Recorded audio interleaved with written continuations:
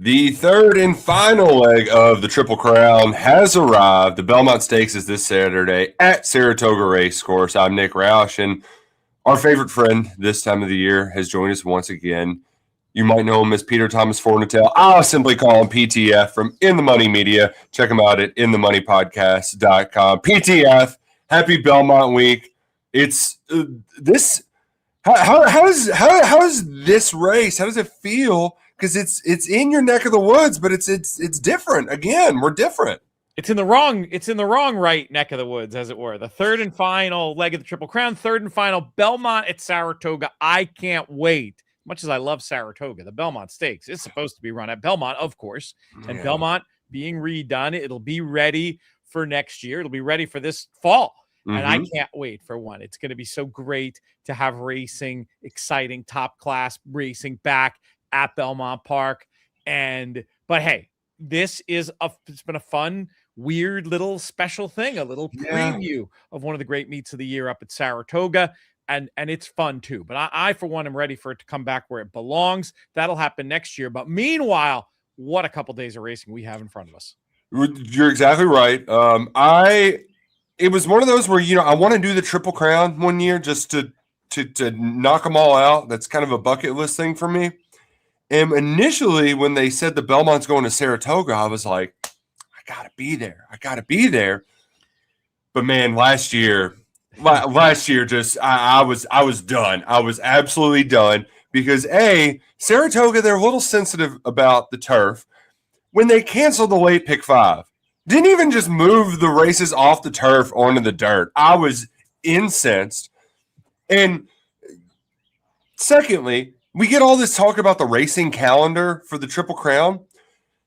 They're running the Belmont at 1.25 miles. This is the most asterisk of all asterisk Belmonts, and we'll get to the race. I think this would be an outstanding race at 1.5 miles, but at 1.25 miles, it's kind of weird. Thirdly, all right, the Met Mile is a great race. I love these mile races. On Triple Crown days, they get great fields, awesome horses. The chute at Saratoga drives me insane. That is the weirdest little chute. I don't know how to – it's just weird. I think it throws off the whole race, and so I don't like it.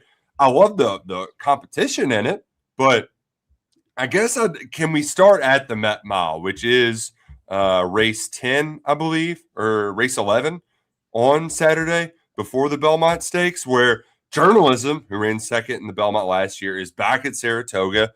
Saudi Crown, who has won plenty of big races throughout his career in this race. And then Knightsbridge was a big winner last year, but didn't win in the Churchill Downs. Can any of those horses take out Nysos, or is this, just, 2 to 5, go win it, Nysos, go win it? I don't think he'll be as short as 2 to 5. I do think he's going to take a lot of beating. You hit on one of the key points. It's such an odd configuration that may work against Journalism. It also may work against Journalism that the way the track has been playing, and granted, this can turn on a dime, but the way the track has been playing, it's been playing more to speed. Two potential structural things against Journalism.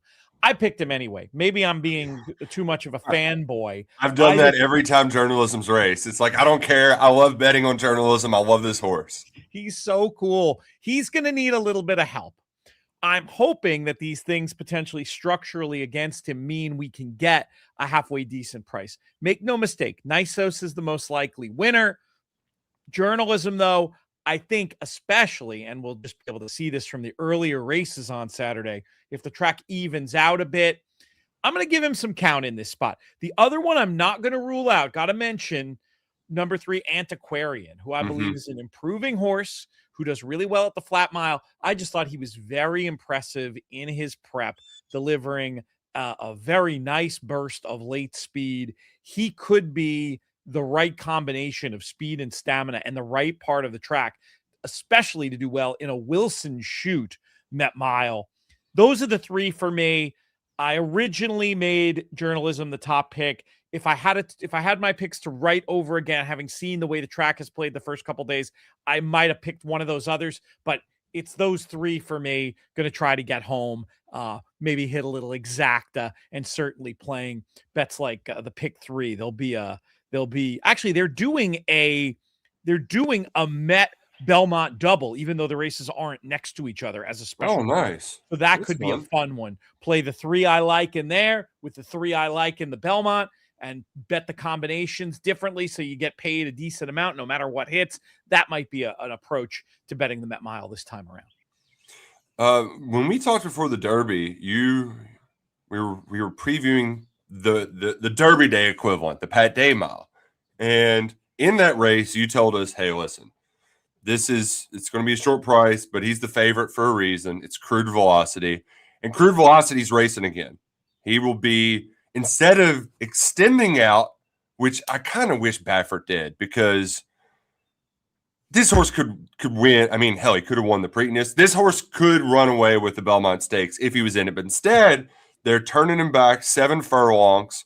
He'll be facing up against Englishman, the Cherie DeVaux horse, who came in second in the Pat Day Mile, and then another one, Taj Mahal, who I had some folks, some sources on the scene at Laurel Park that said that Taj Mahal might have been dealing with some a little, maybe he wasn't at 100% going into the Preakness. Maybe he had a little cough. Allergies this time of year, Pete. They can be brutal. It gets me. I don't like but this time of year either. Taj Mahal was a very popular pick at 4-1 on Preakness Day, but finished 10th. Is Crude Velocity just going to run away with this one? Or do you foresee an upset potentially in the race 10 Woody Stevens 7 furlong race? I like Crude Velocity one more time. I think he's going to get an absolutely perfect setup. You think they'll probably send 6 Speed, another ex-Derby runner. He'll probably get sent hard. Englishman feels like a horse with one way of going.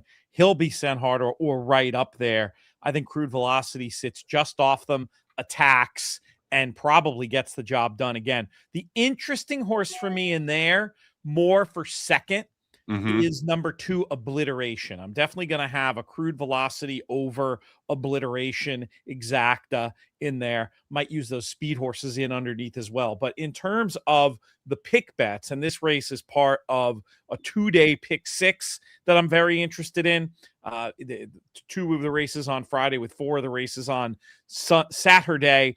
In that, it's really going to be almost all Crude Velocity and maybe just a little bit of Obliteration. We should mention as well, there's also a Woody Stevens, this race, Belmont double. So that's another way you can try to tie up your opinions. You could play Crude Velocity.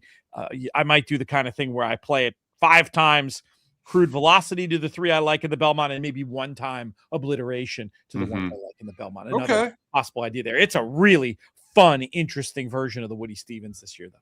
Yeah.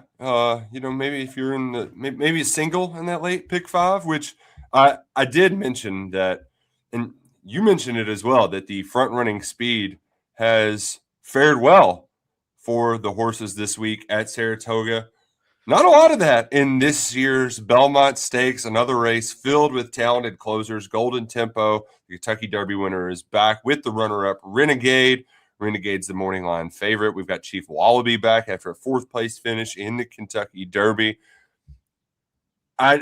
So I remember asking you this question ahead of the Derby. It's like, there's a lot of closers, but is there enough speed? And as you always pointed, the Derby, there's so many horses. There has to be somebody out there. And even the pace wasn't crazy in the Derby this year, but it was enough to get a closer home.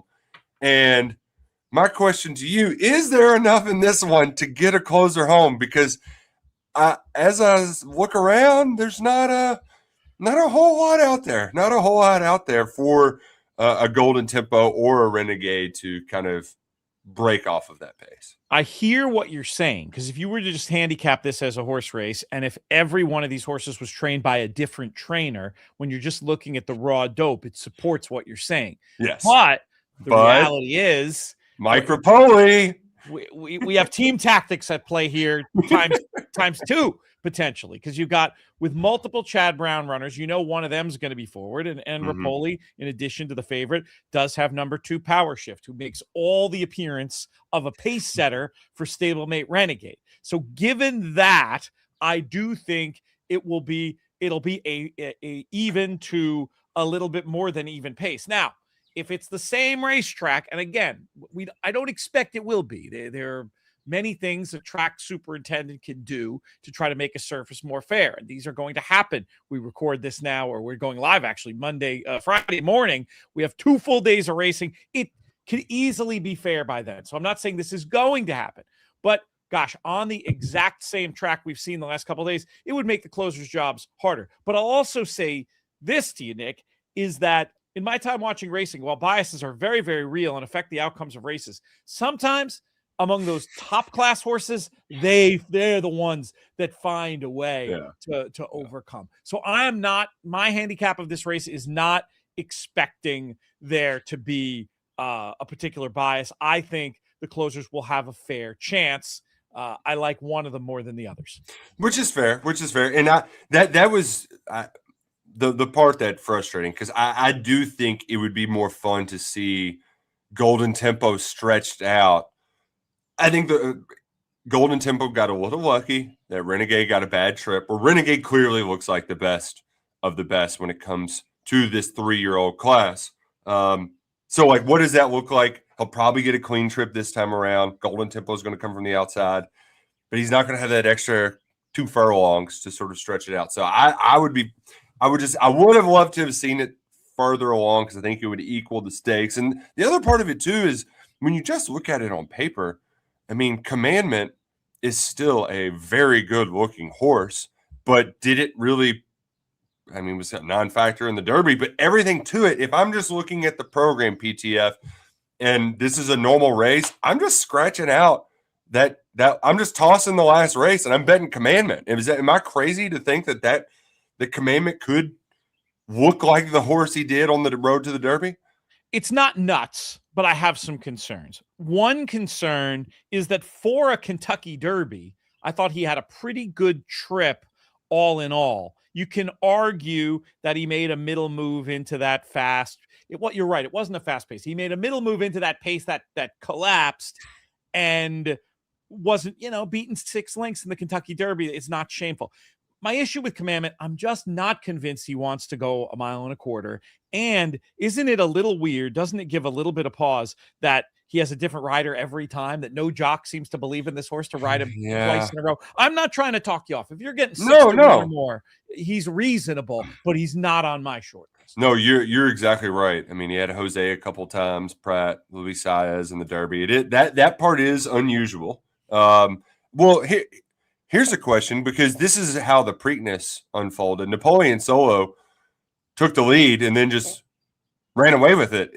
Could any of these rabbits, I know like on paper it doesn't appear that case, but is there one of these front runners that could just run away with it? I don't think so. I don't think that, because both Chad Brown and Todd Pletcher have multiple runners in the race, I can't see anybody being alone. I think part of the job on whoever the designated front runner of the Brown trio is, well, presumably Growth Equity. Between Growth Equity and Power Shift, they'll keep each other honest. They'll be, if it was football, the running quarterback would have a spy. And with that in mind, I just don't see anybody getting loose in this spot. I think it'll be, worst case, I think it'll be an even pace. And I think at 1.25 miles, hopefully on what's going to be a fair racetrack at the time, it's going to give all running styles a fair shot. I also think Renegade, as far back as he was in the Derby, I think part of that was because of that one draw and because of the way that he got knocked around at the start. He's got a bit more tactical speed than that. I expect him to be more like mid-pack. The one who's going to struggle, I think, especially if the pace is less than even, is Golden Tempo. I mean, this is your Derby winner. It's amazing. You can't find a wise guy to tell you anything nice about Golden Tempo in this race. I'm not ruling him out. He's just not for me. And I do think as the Derby winner coming back off all things considered a good trip and what wasn't a fast Derby, he's one you're supposed to bet against. That leaves the short list. You've already identified Renegade as the most likely winner. I find it very hard to argue with that. But Chief Wallaby ran. We talked about how Commandment ran with some credit. Chief Wallaby ran with a ton of credit. He was closer to the pace that came back. I thought he had multiple meaningful spots of trouble. He's also a Belmont horse, so you don't expect him to have been as fully formed by the first Saturday in May. He should come forward. Belmont has terrific numbers. Interestingly, second time out with blinkers. I thought that was an interesting stat that, the blinkers for the first time, the horse ran well enough, but I think could move up properly with that experience of running in the blinkers at that top level of competition. And then the other one for me, Emerging Market, just makes all the sense in the world. He made a middle move in the Derby. He also lost a shoe in the Derby, which I don't know if you've ever tried to do a 5K without a shoe, with one shoe on. It's not fun. I can't imagine. That was part of the Emerging Market experience. Then I cannot get beat by him. I'm going to play those three. And in all these special pick bets that we have, I'm going to try to get alive to those three. And I will try to get alive to Renegade an extra time or 2 or 3, simply because he's going to be so much shorter than those others. He's the most likely winner, but it's not a one-horse race by any means. I give those other two, Emerging Market and Chief Wallaby, a big, big shot. And I think the exacta probably comes from that group of 3. So that's another way I'll look to play this year's Belmont Stakes. Yeah, and, Chief Wallaby, it would be very apropos for me as a horse player to quit betting Chief Wallaby as soon as Chief Wallaby finally gets that big win, right? Like it's always he keeps being the bridesmaid. He's due to eventually be the bride, and it could happen in the Belmont Stakes where Renegade will go off as the favorite. You were 3-1, 5-2, give or take.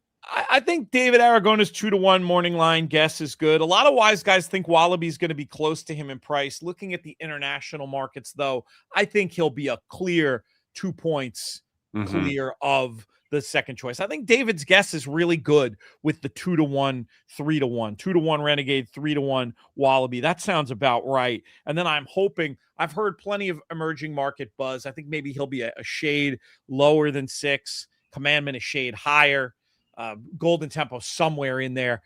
It's also the other funny thing about the Naira tracks is you'll sometimes see the win pool be kind of disconnected from what's going on in the exotic pools because of the way they limit the computer players. It's just you know what? We down here in Kentucky, some of it's those damn New Yorkers, right? Andy Serling, he gives the Naira folks a bad rep.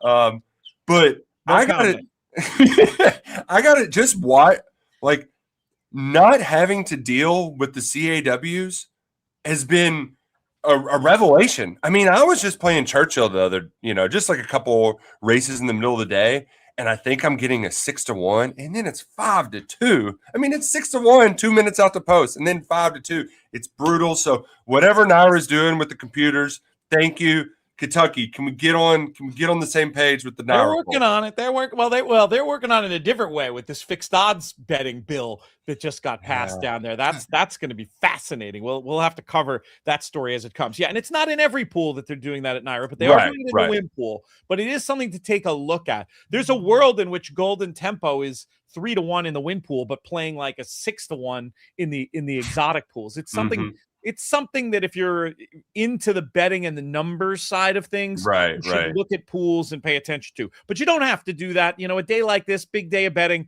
you can just sort of stick to your guns, and you're not going to get the worst of it in the Naira win pool. So they have done a great job with limiting the computer influence there. So I'm super curious to see how it all plays out. It could be very different than the numbers I'm seeing internationally. Internationally, Renegade a very strong favorite, as short as what would be 3-2 in our prices. But I don't think that will materialize in the domestic pool markets. Well, if people want to get more plays for Friday, because it is before the races go off on Friday, or on Saturday, where should they look at In the Money Media PTF? Oh, well, thank you for setting me up with that beautiful softball for a plug. I'm just going to mention the YouTube channel, In the Money Media YouTube channel. We have so much great stuff. Friday specifically, I want to throw this out there. And if you're watching this after and it's too late, that's fine. Just keep this in mind. Every week from now until the Breeders' Cup, we have these special feeder tournaments over at horseplayers.com on Fridays, $20 to play. The house cut goes to charity. And this is a traditional feeder to the $10,000 Breeders' Cup betting challenge. So you can start for $20 and try to win a $10,000 seat.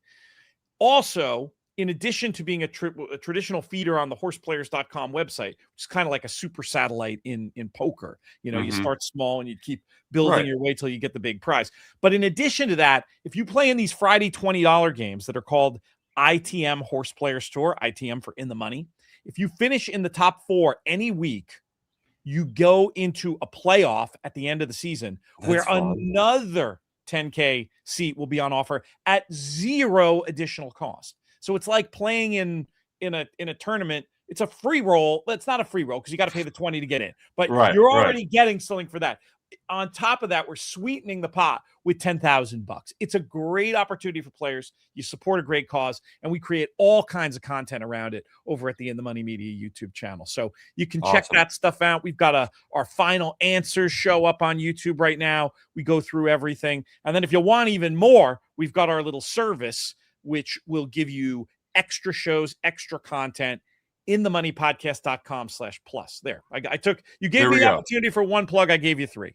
There we go. Perfect. I know a few folks will be interested in getting in on that tournament action. And I do got to thank you. You had I was listening to your show with Randy and Jerry before the Preakness. And so I had Napoleon Solo and the Exacta, and it got we had Saturday night races at Churchill Downs. So it was a rough start to the Preakness, but we hit the Preakness and then we hit the ground running at Churchill. It was a good Saturday until, the very last race. Cause that's what you do. You get to the last race and a guy who's got a horse in it and you end up in the paddock and you hammer it. And then, some mud hits him in the face and he doesn't want to run, but you know what? We still had a great time. We had a great day.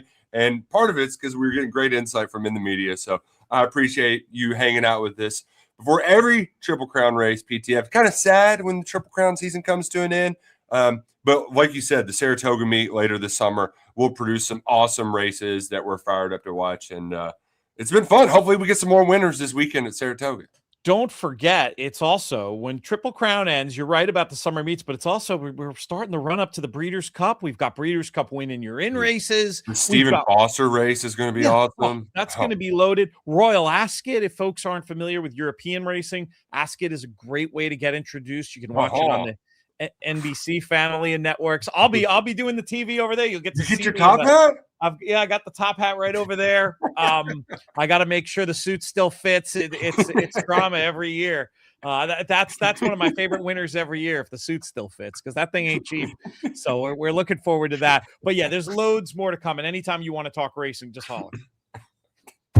Oh man, I'm just imagining trying to get that button. It's like a cartoon. The bottom of the waistcoat. Don't call it a vest over there. They'll correct you. It's not a vest. It's a waistcoat. It's a vest. Oh man, this has been great. PTF, always a pleasure. Best of luck this weekend and enjoy. Rock on, my friend.